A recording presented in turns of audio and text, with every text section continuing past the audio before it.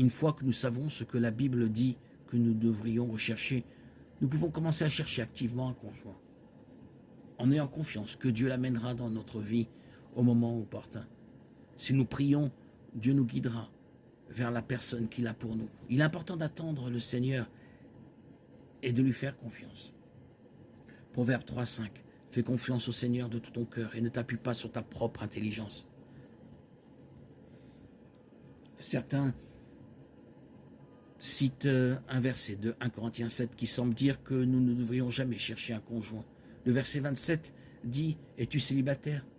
Ne cherche pas de femme. » Cela semble assez simple, mais le contexte fournit des informations supplémentaires importantes.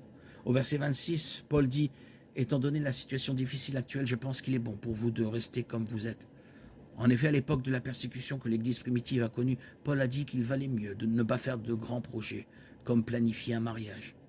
La persécution frappe plus durement un couple marié, et c'est encore pire s'il y a aussi des enfants. Paul répète ce sentiment au verset 29, « Ceux qui se marient auront beaucoup de tribulations dans la vie, et je veux vous en épargner. » Dans le même contexte, Paul dit « Si tu te maries, tu n'as pas péché. » Donc, chercher un partenaire pour le mariage n'est pas mal. Bien sûr, il n'est pas conseillé de chercher un conjoint si la volonté de Dieu n'inclut pas le mariage. Parfois, Dieu appelle les gens à ne pas se marier du tout. 1 Corinthiens 7. Il y a des gens qui, à cause du royaume des cieux, ont renoncé au mariage.